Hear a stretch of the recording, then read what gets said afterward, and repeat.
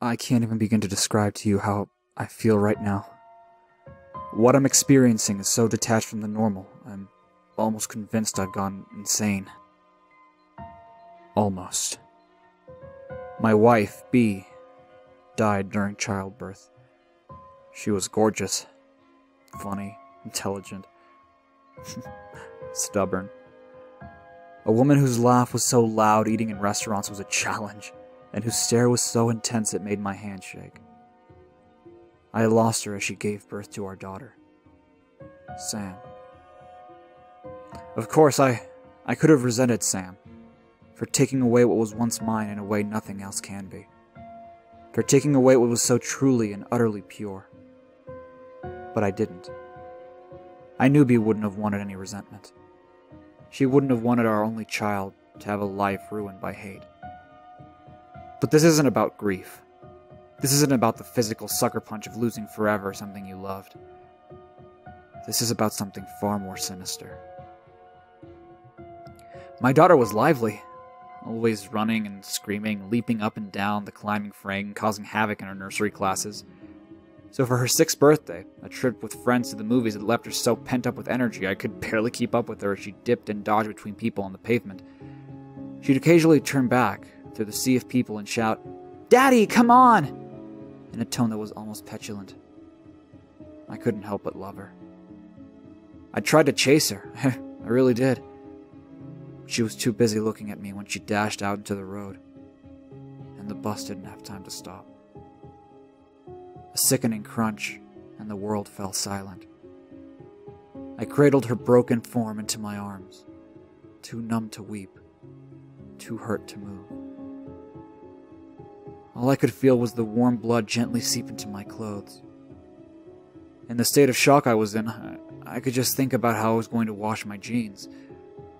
It sounds horrid, I know, but a loss like that tears everything away from you and leaves you with only the bare thought process that makes us human. The next week was a blur. I can't place a single memory to a time, in between family and friends extending their condolences, and the howling sobs of mine that would break out at any moment.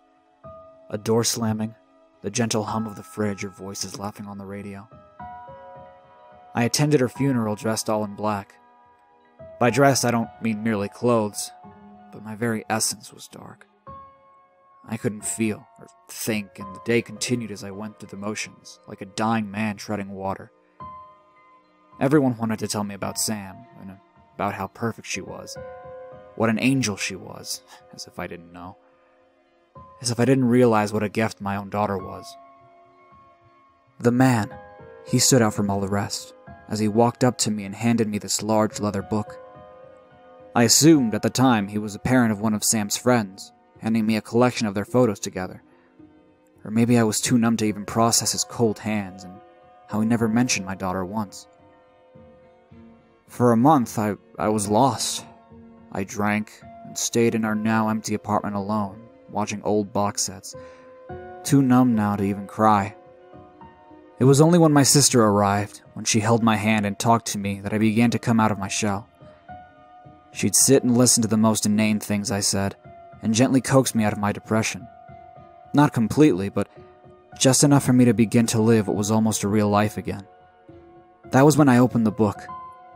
I decided to remember Sam for all the joy she gave, and was prepared to reflect on her life without feeling miserable. I opened the first page. It was essentially a binder full of Polaroid photos of my daughter growing up. I furrowed my brow. They were taken from a distance, blurred slightly, and I was in a few of them. I began to feel sick, but hoped that the following photos would provide some explanation. I came up with every excuse of how the man obtained these photos, desperate to view the moments in my daughter's life without a sense of trepidation. The photos grew closer and closer to my daughter's birthday. I could see the day I gave her a tiny bike after she turned 5, and the skinned knees that ensued. The book had so many more pages that I assumed the rest were empty. But there was a photo of her just before the movies on her 6th birthday. I could recognize the pink raincoat she insisted on wearing, and my hands on her shoulders. There was no photo of the crash. Instead, her life continued inside this book. Her 7th birthday had a photo of me and her in the garden, covered in paint, with a huge canvas on the floor and an extremely messy painting. Her 7th birthday. Her 7th birthday. The reality of what I was seeing hit me, and then I slammed the book shut. I sat there at the kitchen table staring at the leather. This must be some sadistic Photoshop, I hoped. Someone had taken the time to pull a horrid prank on me. I say I hoped, because essentially, I couldn't believe another explanation, if there even was one. Gritting my teeth, I decided I had nothing to lose and kept reading. I can't explain the emotions I felt whilst I read accurately, listening to the sound of the page turning. I can try, but nothing could prepare you for something like this. Her life continued, showing her losing her baby teeth, her first day of senior school. My turning of the pages became more frenzied, and I began to notice something. The photographer was getting closer. Closer to her. As she grew older, not in every photo, but a general trend, the photographer was getting closer and closer. More daring, perhaps. She was beautiful. Stunning. As a teenager, she looked just like her mother. All curls and smiles.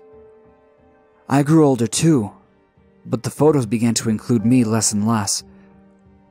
Her 16th birthday was strange.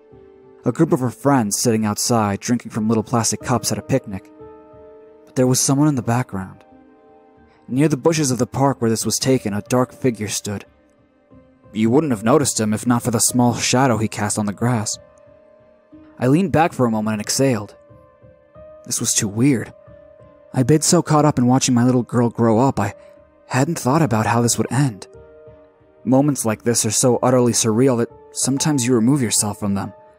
I almost felt like I was watching myself read these, like this was a dream or a program on the television. I continued. The dark figure became more and more present in each photograph. I could almost make out his features. His presence was towering, and as I turned the page, I expected to see him disappear. But instead, as the photographs grew closer to her 18th, each birthday was marked by a caption underneath the Polaroid saying another year. She was no longer somewhere I recognized. Instead, the photos were of her in a dimly lit house, her face contorted by fear, striking all sorts of weird poses. Sometimes she would be dressed like an ancient queen, or she would be dressed like a maid scrubbing the floors. The figure was there even closer now. His legs or his arm would appear in each and every one. No matter how she was dressed, in every photo her face had this desperately pained expression. It killed me. There were bruises on her face. She looked thin, ill even. I couldn't do it. This was sick. Properly sick. My girl. I soldiered on. The last photo I looked at, before I slammed the book shut and swore to never, ever look at it again, was of her 18th.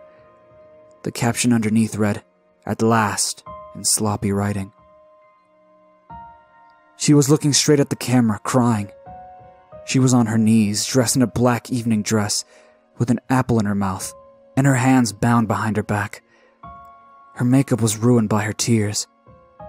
It was as if she was pleading me, begging me to help. But I couldn't. I closed the book and left the room, my whole body convulsing with sobs. I couldn't call the police, of course.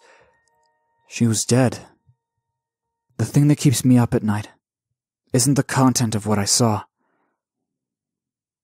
It's that there were so many pages left.